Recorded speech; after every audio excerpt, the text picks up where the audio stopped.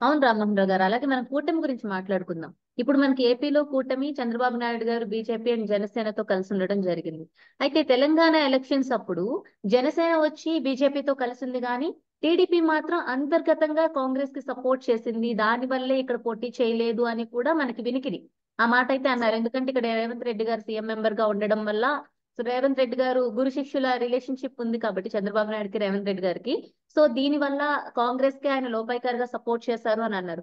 మరి ఇప్పుడు చంద్రబాబు నాయుడు గారు తెలంగాణకు వచ్చి బీజేపీ తరఫున లోక్సభకు ప్రచారం గనక చేస్తే ఎలాంటి పరిస్థితులు ఏర్పడే అవకాశం ఉంది తెలంగాణలో?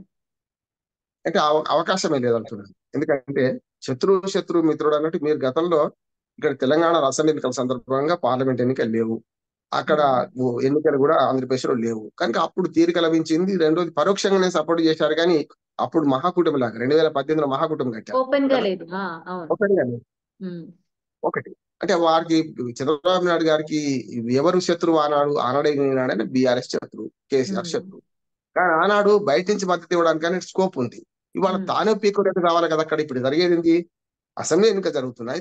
చావో రేవో తాను నిర్ణయించుకోవాల్సి వస్తుంది. అక్కడి నుంచి వచ్చి ఇక్కడ ప్రచారం అయితే చేయడు. అంతేందుకు మీకు మన తెలంగాణలో పోటీ చేయాలని గట్టిగా మనకు జ్ఞానేశ్వర్ గారు ప్రపోజ్ చేస్తే అప్పటి తెలుగుదేశం తెలంగాణ అధ్యక్షుడు వద్దు ఇప్పుడు వద్దన్నాక అన్న తర్వాత టిఆర్ఎస్ లో చేరింది, బీఆర్ఎస్ లో చేరింది. పోటీ చేస్తూనే పార్టీ ఎందుకు అని చెప్పి. అందుకని తెలంగాణలో ప్రత్యక్షంగా రాజకీయాలు ప్రభావితం చేసే శక్తి పోయింది చంద్రబాబు నాయుడు గారికి. ఉన్నా కూడా ఇప్పుడు సందర్భం కాదు. ఎందుకంటే తను అక్కడ గెలిచే పరిస్థితి రావాలి అంటే సర్వశక్తులు అక్కడ వడ్డాలి.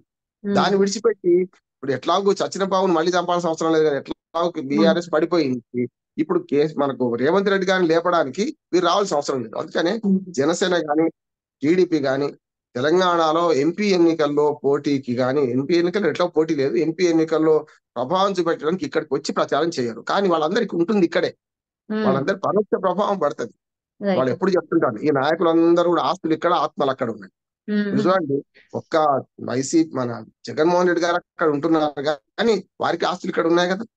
చంద్రబాబు నాయుడు కానీ, జనసేన పవన్ కళ్యాణ్ కానీ, మంత్రులు కానీ, ఎమ్మెల్యేలు కానీ చిన్న జ్వరం వచ్చినా కూడా పీఠాపురం నుంచి ఇక్కడ గురికొస్తున్నాడు, హైదరాబాద్ చూస్తున్నాడు. అంటే ఎందుకు? నిజంగా అప్పటి నుంచి ఇప్పటికి ఉమ్మడి ఆంధ్రప్రదేశ్ లో కూడా జరిగింది ఇదే అంటున్నాను. నేను వ్యక్తిగత ద్వేషంతో అంటలేదు. వీళ్ళందరూ కూడా ఆస్తులు ఇక్కడ, ఆత్మలు అక్కడ పెట్టుకొని రాజకీయాలు చేశారు. మొన్నటిదాకా మనకు కుప్పంలో చంద్రబాబు నాయుడు గారు ఓటు హక్కు లేదు కదా. మొన్న ఎన్నికల్లో నీకు ఓటు కాదు, నాన్ లోకల్ అన్నాక కదా తీసుకున్నది. హైదరాబాద్ నుంచి తాడేపల్లికి మార్చుకున్నాడు ఓటు, కానీ తాడేపల్లి నుంచి అక్కడికి మార్చుకోలే కదా ఓటు. అందుకని నేను ఏమంటున్నాను, ఇంకా ఇప్పుడు ఉమ్మడి ఆంధ్రప్రదేశ్ రాజకీయాల్లో ఇంకా తెలంగాణ ఆంధ్రప్రదేశ్ విడిపోయినా కూడా రాజకీయాలు ఇక్కడి నుంచి చేస్తున్నారు కనుక కొంత ప్రభావం ఇక్కడి ప్రభావం అక్కడ కూడా ఉంటది. ఇవాళ చుట్టాలు ఉన్నారు, పక్కాలు ఉన్నారు, అక్కడ ఎట్లా ఉన్నది. ఒక్క మేలు జరిగింది ఏంటంటే మనకు ఎప్పుడైతే వైసీపీ మొదటి నుంచి డిమాండ్ చేస్తున్నది 2 ఎన్నికలు ఆంధ్రప్రదేశ్ తెలంగాణలో ఎంపీ ఎన్నికలు ఒకేసారి జరగాలని డిమాండ్ పెట్టారు. అది కరెక్ట్ అయింది. ఎందుకంటే వాళ్ళు ఒకటే రోజు జరుగుతున్నాయి. లేకపోతే ఇక్కడ 15 లక్షల మంది ఓటర్లు హైదరాబాద్ లో వండుకుంటూ మళ్ళీ అక్కడ కూడా ఓటేస్తున్నారు అని ఒక మాట మాట్లాడుతున్నారు వైసీపీ అన్నారు. కనుక అది కాకుండా ఉండాలి అంటే ఒకటే రోజు ఎన్నికలు పెట్టమని అన్నారు. ఎన్నికల కమిషన్ అనుకోకుండా సరే ఆ డిమాండ్ సమర్థించినట్ట కాదా తర్వాత సంగతి కానీ పెట్టారు. ఇప్పటికి ఏమైందంటే శాసించే వర్గాలు ఇక్కడ కూడా ఉంటాయి. అంటే మన సామాన్య పౌరుడు కూడా మన బంధువులు మనం చెప్పొచ్చు, ఓటేద్దాం అనవసరంగా ఆంధ్రప్రదేశ్ అభివృద్ధి చెందాలని నేను మీరు చెప్పొచ్చు కదా. అప్పుడు అట్లా జరుగుతుంది కనుక రేపటి ఎన్నికల్లో ప్రభావం చూపెట్టే అంశాలలో తెలంగాణ మీద చంద్రబాబు నాయుడు గాని, జనసేన అధ్యక్షుడు పవన్ కళ్యాణ్ గారి ప్రభావం ఎంపీ ఎన్నికలు ఉండకపోవచ్చు అని నేను అంటే వాళ్ళు ఇక్కడికి వచ్చి ప్రచారం చేసే పరిస్థితే ప్రస్తుతానికైతే కనబడతారు. ఇప్పుడు వాళ్ళే అక్కడ మొత్తం సర్వశక్తులు అక్కడ ఉండాల్సిందే. ఒక్కొక్క రోజు ఒక్క పూట కూడా విలువైంది వాళ్ళకి అక్కడ. ఎందుకంటే ఎదుటి శత్రువు పెద్దవాడు, తక్కువవాడు. అది కూడా వైసీపీ జగన్మోహన్ రెడ్డి గారు కూడా ఆషామాషిగా తీసుకోవడం లేదు ఎన్నికలు.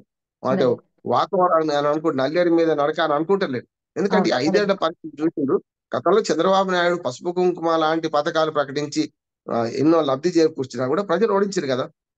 ఇవాళ కూడా ఎన్ని సంక్షేమ పథకాలు ఇచ్చినా తన వ్యూహకర్త మొన్నటిదాకా 2019లో తనను గెలిపించిన వ్యూహకర్త ప్రశాంత్ కిషోర్ కూడా ఏమంటున్నారు, ఇవాళ ఆయన సర్వే కూడా ఉంటుంది. ఆయన ఏమంటున్నాడు, కష్టం అంటున్నారు. ఇంకోటి డిబిడి ద్వారా బటన్ నొక్కితే ఓట్లు పడాయి అంటున్నాడు. ఆయన అంటున్నాడు. ఆయన ఆనాడు బటన్ గెలుస్తారని ఆనాడు చెప్పిన ఆయన ఇప్పుడు ఓడిపోతారని కూడా చెప్తున్నారు. అవును, కరెక్ట్. అంటున్నాడు కదా. మరి తన గురువు గారు, తన ఒక గురువు అనొద్దు, వ్యూహకర్త, తన పార్టీకి పనిచేసిన, డబ్బుల కోసం పనిచేసినా సరే ఆయన ఇప్పుడు కష్టతరం కూటమికి వైపు ఉన్నది ప్రజలు ఉన్నాను అనుకుంటున్నారు.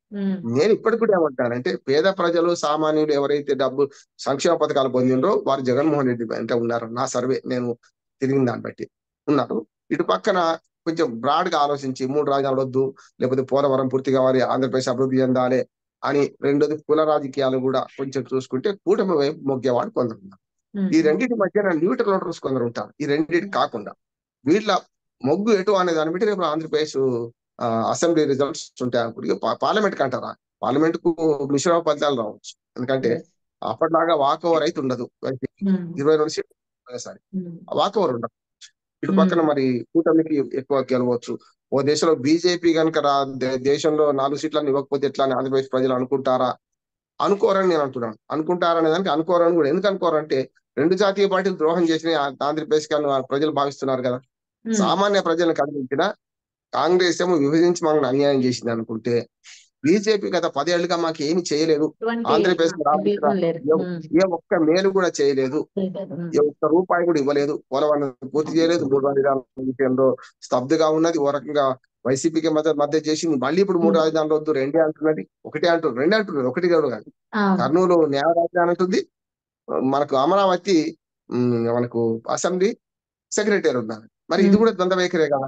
అందుకని బీజేపీ పట్ల కాంగ్రెస్ కి ఎంత వ్యతిరేకత ఉందో బీజేపీ కూడా అంత వ్యతిరేకత ఉన్నది.